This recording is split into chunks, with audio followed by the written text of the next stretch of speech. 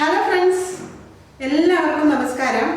ഞാൻ കണ്ണൂർ ജില്ലയിൽ പ്രശസ്തമായ പറശ്ശിനിക്കടവ് മുത്തപ്പൻ ക്ഷേത്രത്തിനടുത്തായാണ് താമസിക്കുന്നത്.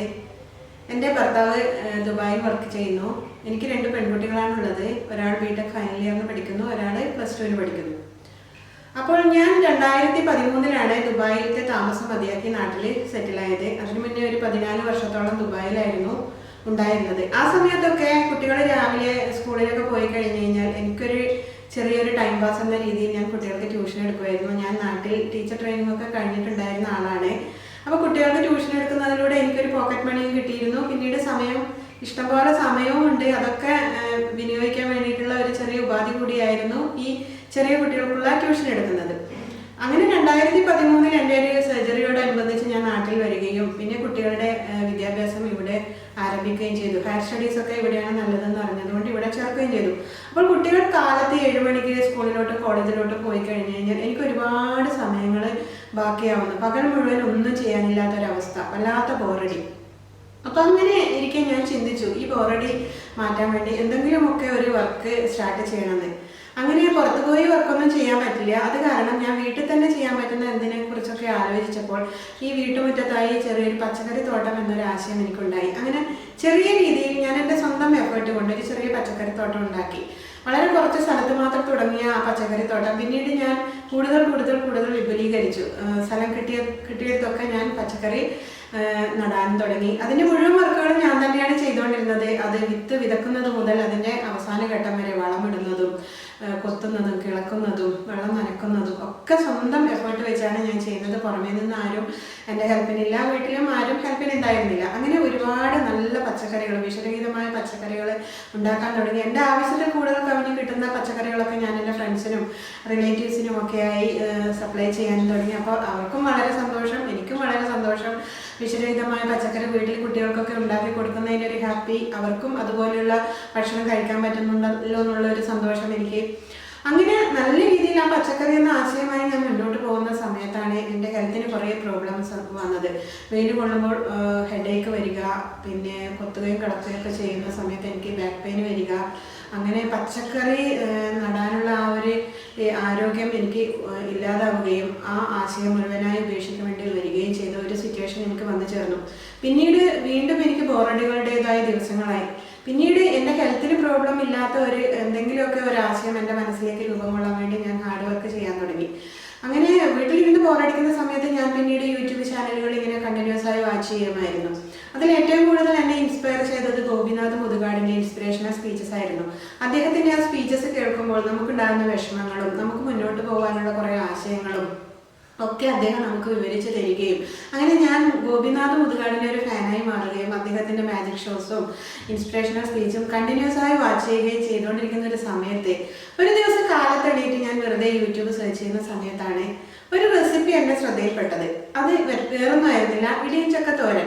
ചക്ക പണ്ടേ എൻ്റെ ഒരു വീക്ക്നെസ് ആയിരുന്നു. ചക്ക കൊണ്ടുണ്ടാക്കുന്ന വിഭവങ്ങളും ചക്കപ്പഴവും ഒക്കെ കഴിക്കാൻ എനിക്ക് വലിയ ഇഷ്ടമായിരുന്നു. പിന്നീട് ഹെൽത്ത് പ്രോബ്ലംസ് ഒക്കെ വന്നതുകൊണ്ട് ഞാൻ ചക്ക ഉപേക്ഷിച്ചെങ്കിലും ഇടിയൻ ചക്ക തോരൻ്റെ റെസിപ്പിയും സമീപത്തായ ഒരു ഇടിയൻ ചക്കയൊക്കെ കണ്ടപ്പോൾ ഞാൻ അന്ന് അതിലേക്ക് കണ്ണോടിക്കുകയും ആ റെസിപ്പി ഓപ്പൺ ചെയ്യുകയും ചെയ്തു. അപ്പോൾ ഞാൻ കണ്ടത് വളരെ സുന്ദരിയായ ഒരു യുവതി ഇടിയൻ ചക്ക തോരനെ കുറിച്ചിട്ടുള്ള ഒരു വിവരണമൊക്കെയായി അതിലേക്ക് കടക്കുന്നതാണ്. അപ്പോൾ എനിക്ക് കൂടുതൽ ഇൻട്രസ്റ്റ് ആയി. അവരുടെ സംസാര ശൈലിയും അവരുടെ ആ ഒരു ബിഹേവിയറും ഒക്കെ എന്നെ വല്ലാതെ ആകർഷിക്കുകയും ഞാൻ ആ റെസിപ്പി മുഴുവനായി വാച്ച് ചെയ്യുകയും ചെയ്തു. ആ റെസിപ്പി ഒന്ന് കണ്ടതിന് ശേഷം പിന്നീട് അവരെക്കുറിച്ച് ഞാൻ അന്വേഷിച്ചപ്പോൾ കണ്ടത് വീണാസ് കറിമുകളുടെ കുറേ റെസിപ്പീസ് കാണാനിടയായി.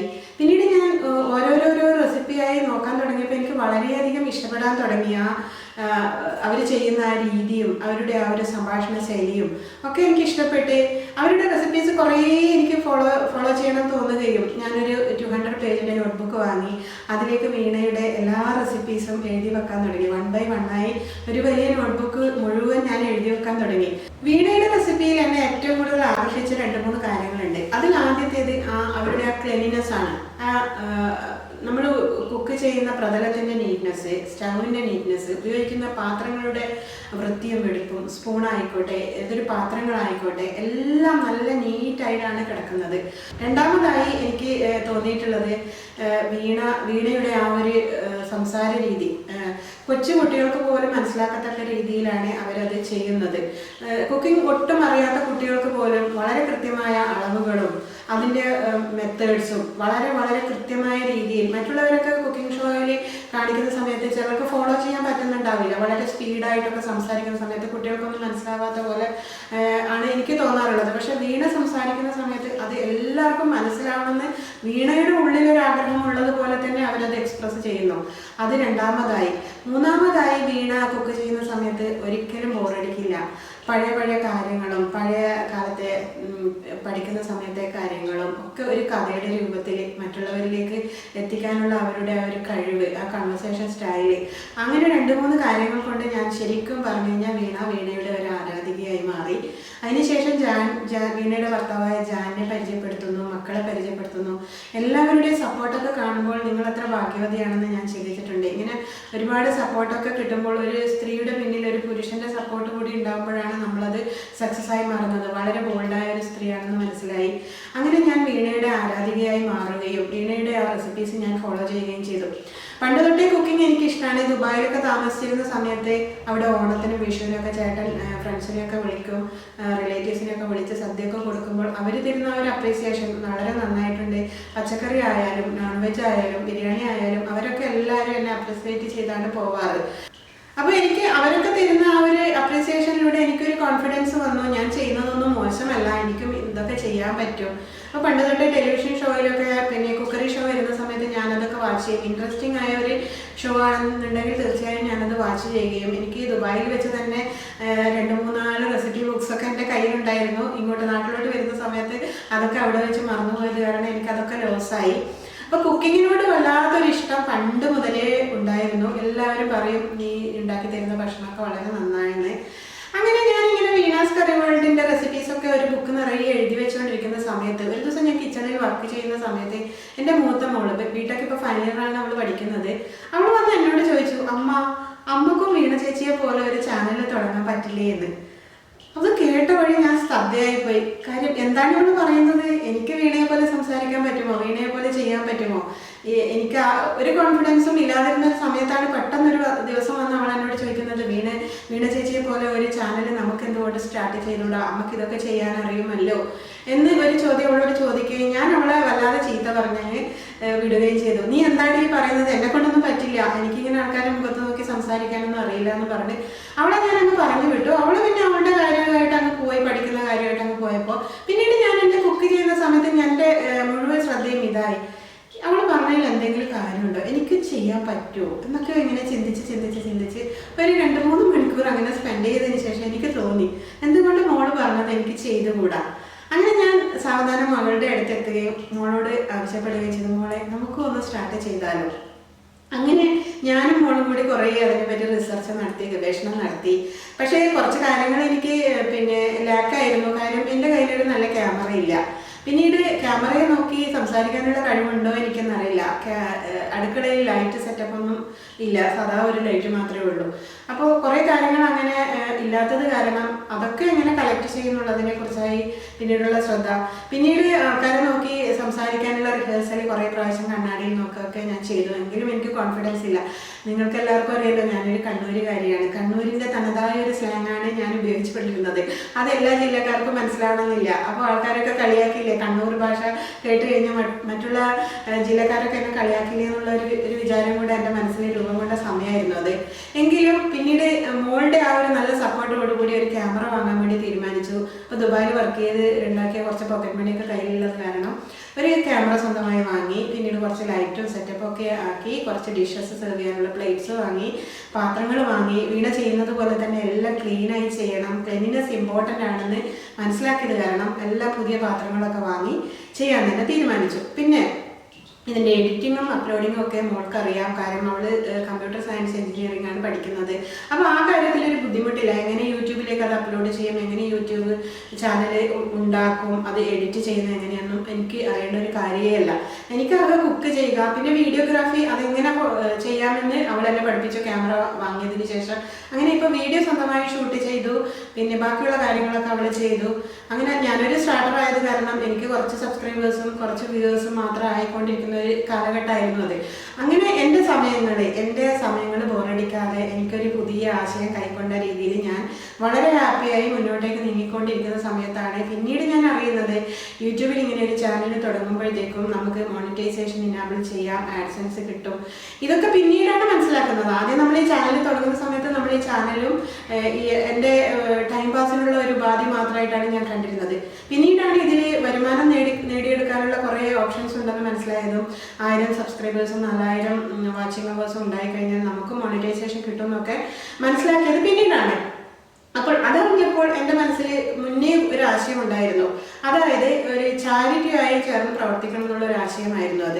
അതായത് ദുരിതം അനുഭവിക്കുന്ന കുട്ടികളെ, അസുഖം അനുഭവിക്കുന്ന കുട്ടികൾ, പഠിക്കാൻ സാഹചര്യമില്ലാത്ത കുട്ടികൾ, അങ്ങനെ ഒരുപാട് കഷ്ടപ്പെടുന്ന കുട്ടികൾ എൻ്റെ മനസ്സിനെ പണ്ടേ ഹേർട്ട് ചെയ്തുകൊണ്ടിരിക്കുന്ന ഒരു കാര്യമായിരുന്നു. ചെറുപ്രായത്തിൽ തന്നെ മാരകമായ അസുഖങ്ങളൊക്കെ പിടിപെട്ട് ഹോസ്പിറ്റൽസിലൊക്കെ കാണുന്ന പിക്ചേഴ്സൊക്കെ കാണുമ്പോൾ എൻ്റെ കണ്ണിന്ന് വല്ലാണ്ട് എൻ്റെ കേട്ടൊക്കെ വല്ലാണ്ട് വിങ്ങി പൊട്ടുമായിരുന്നു. അപ്പോൾ അങ്ങനെയുള്ള കുട്ടികൾക്ക് വേണ്ടി എന്തെങ്കിലുമൊക്കെ ചെയ്യണമെന്ന് മുന്നേ കുറേ വർഷങ്ങൾക്ക് മുന്നേ എൻ്റെ മനസ്സിലൊരാശയം ഉണ്ടായിരുന്നതാണ്. പക്ഷെ എനിക്കതൊരിക്കലും പ്രാവർത്തികമാക്കാൻ പറ്റിയില്ല. കാര്യം എനിക്ക് സ്വന്തമായ ഒരു വരുമാനമില്ല, കൃത്യമായി കിട്ടുന്ന ഒരു വരുമാനമില്ല. അപ്പോൾ മോളോട് ഞാൻ എപ്പോഴും പറയുമായിരുന്നു, മോളൊക്കെ ജോലി ചെയ്ത് പൈസയൊക്കെ ഉണ്ടാക്കി തുടങ്ങി കഴിഞ്ഞ് കഴിഞ്ഞാൽ കുട്ടികൾക്ക് വേണ്ടി എന്തെങ്കിലുമൊക്കെ ചെയ്യാൻ അമ്മേനെ ഹെൽപ്പ് ചെയ്യണം. അപ്പോൾ മോള് പറയായിരുന്നു, അതൊക്കെ ഞാൻ ചെയ്യാം, അമ്മക്ക് വേണ്ടുന്ന പൈസയൊക്കെ ഞാൻ അയച്ചു തരാം. അപ്പോൾ അമ്മ ആർക്കാണോ അതിന് അർഹതയുള്ളത് അവർക്ക് വേണ്ടി സ്പെൻഡ് ചെയ്യണം എന്നൊക്കെ പറയാറുണ്ടായിരുന്നു. അപ്പോൾ എൻ്റെ മനസ്സിൽ ഇങ്ങനെ ഈ ഒരു യൂട്യൂബ് ചാനൽ വഴി ഒരു മോണിറ്റൈസേഷൻ ഇനാബിൾ ആയി കഴിഞ്ഞാൽ കിട്ടുന്ന വരുമാനത്തിൽ ഒരു പങ്ക് ഇങ്ങനെയുള്ള കുട്ടികൾക്ക് വേണ്ടി സ്പെൻഡ് ചെയ്യണമെന്നുള്ള ഒരു ആശയം ആ സമയത്താണ് എനിക്ക് ഉണ്ടാകുന്നത്. അങ്ങനെ കിട്ടുകയാണെങ്കിൽ തീർച്ചയായും ആ ദുരിതം അനുഭവിക്കുന്ന കുട്ടികൾക്ക് വേണ്ടി അത് ചെലവഴിക്കണം എന്നുള്ള എൻ്റെ ആ ഒരു ആഗ്രഹം കൂടി സാധിക്കാൻ പറ്റുമല്ലോ. അപ്പോൾ ലോകത്ത് നമ്മൾ ജീവിച്ചിരിക്കുന്നു എന്നുള്ളതിൻ്റെ തെളിവായി നമുക്ക് എന്തെങ്കിലുമൊക്കെ ചെയ്തു തീർത്തു എന്നുള്ള ഒരു സാറ്റിസ്ഫാക്ഷനുമായി നമുക്ക് ഈ ലോകത്ത് നിന്ന് നമ്മൾ ഇല്ലാതാകുമ്പോഴും നമ്മുടെ ആ ഒരു ചാരിറ്റിയും നമ്മുടെ ആ ഒരു സ്നേഹവും മറ്റുള്ളവരിൽ എത്തിക്കാൻ പറ്റിയല്ലോ എന്നുള്ള ഒരു ചാരിതാർത്ഥത്തോട് കൂടിയല്ലേ നമ്മൾ വിടവാങ്ങുന്നത് എന്നുള്ള കുറേ ആശയം എൻ്റെ മനസ്സിൽ രൂപം കൊള്ളാൻ തുടങ്ങി. മാത്രവുമല്ല, ഇന്നിപ്പോൾ ഞാൻ ഈ യൂട്യൂബ് ചാനലിൽ എനിക്കറിയുന്ന കുറേ റെസിപ്പീസൊക്കെ ഇട്ട് കൊടുക്കുമ്പോൾ എൻ്റെ മക്കളിപ്പോൾ പഠിത്തമൊക്കെ കഴിഞ്ഞ് ജോലിയൊക്കെ ആയി പുറംനാട്ടിലൊക്കെ ജോലി ചെയ്യുന്ന സമയത്ത് ഒരു റെസിപ്പി, അമ്മയുടെ റെസിപ്പി ഒന്ന് ചെയ്യണം നോക്കുമ്പോൾ അവർക്ക് പെട്ടെന്ന് തന്നെ എൻ്റെ ചാനൽ തുറക്കാനും അമ്മയെ കാണാനും അമ്മയുടെ റെസിപ്പി ഫോളോ ചെയ്ത് എന്തെങ്കിലുമൊക്കെ കുക്ക് ചെയ്യാനും കിട്ടുന്ന ആ ഒരു ഗോൾഡൻ ഓപ്പർച്യൂണിറ്റി അല്ലേ ഞാൻ ഇതിലൂടെ തുറന്നു കൊടുത്തത്. അങ്ങനെ വീണാസ് കറി വേൾഡ് എന്ന ആ ഒരു ആശയത്തിൽ നിന്നും വീണയുടെ ഇൻസ്പിറേഷനിലൂടെ ഞാൻ സ്റ്റാർട്ട് ചെയ്തതാണ് ഫുഡ് ആൻഡ് ബിയോണ്ട് എന്ന് പറയുന്ന എൻ്റെ ചാനൽ. അതിൽ എൻ്റെ ഫുഡ് റെസിപ്പീസ് മാത്രമല്ല ഞാനതിൽ ഉൾക്കൊള്ളിച്ചിട്ടുള്ളത്. എൻ്റെ പറശ്ശിനിക്കടവും കണ്ണൂരും ഞാൻ യാത്ര ചെയ്യുന്ന സ്ഥലങ്ങളും കണ്ണൂരിലെ പ്രശസ്തമായ പല സ്ഥലങ്ങളും എനിക്ക് പറ്റുന്ന വിധത്തിൽ ഞാൻ വീഡിയോഗ്രാഫി ചെയ്ത് എന്നെക്കൊണ്ട് പറ്റുന്ന രീതിയിൽ നറേറ്റ് ചെയ്ത് മറ്റുള്ള നാട്ടുകാർക്ക് കണ്ണൂരിനെ കുറിച്ചുള്ള ഒരു ചെറിയ വിവരണം നൽകാൻ വേണ്ടി ഞാൻ ശ്രമിച്ചിട്ടുണ്ട്. പറശ്ശിനിക്കടവ് മുത്തപ്പൻ ക്ഷേത്രം, കണ്ണൂരിലെ പ്രശസ്തമായ സെൻറ് ആഞ്ചലോസ് കോട്ട, സ്നേക്ക് പാർക്ക്, ഇങ്ങനെ ഞാൻ പോകുന്ന സ്ഥലങ്ങൾ, ഞാൻ പങ്കെടുക്കുന്ന ഒക്കേഷൻസ്, അതിപ്പോൾ ഒരു കല്യാണമോ എൻഗേജ്മെൻറ്റോ അങ്ങനെയുള്ള സമയങ്ങളിലൊക്കെ ഞാൻ ഈ വീഡിയോ എടുത്താണ് പോവാറ്, ക്യാമറ തൂക്കിയാണ് പോവാറ്. അങ്ങനെ ഞാനത് വീഡിയോ ഷൂട്ട് ചെയ്ത് എൻ്റെ ഈ ഫുഡ് ആൻഡ് ബിയോണ്ട് എന്ന ചാനലിൽ ഞാൻ അപ്ലോഡ് ചെയ്തിട്ടുണ്ട്. അതുകൊണ്ടാണ് ഫുഡ് ആൻഡ് ബിയോണ്ട് എന്ന പേര് പോലും ഞാൻ അതിൽ കൊടുത്തിട്ടുള്ളത്. കാരണം ഫുഡ് മാത്രമല്ലല്ലോ ഞാൻ ഉൾക്കൊള്ളിക്കുന്നത്, എൻ്റെ ട്രാവലിങ്ങും കൂടിയുള്ള ഒരു വ്ളോഗായതുകൊണ്ട് ആണ് ഞാൻ ഇത്രയും ചെയ്യുന്നത്. അപ്പോൾ വീണക്കും ജാനിനും ഒരുപാട് നന്ദിയുണ്ട്. എനിക്ക് ഇങ്ങനെ ഒരു ഓപ്പർച്യൂണിറ്റി കിട്ടിയതിനും എനിക്കതിലൂടെ നിങ്ങളുമായി ഒരു കോൺവെർസേഷൻ സാധ്യമായതിനാലും ഇങ്ങനെയൊരു ഓപ്പർച്യൂണിറ്റി തന്ന വീണക്കും ജാനിനും ഒരുപാട് നന്ദി അറിയിക്കുന്നു. എൻ്റെ ഈ ചാനൽ വീക്ഷിച്ചുകൊണ്ടിരിക്കുന്ന എല്ലാ സുഹൃത്തുക്കൾക്കും ഞാൻ നന്ദി അറിയിക്കുന്നു. നമസ്കാരം.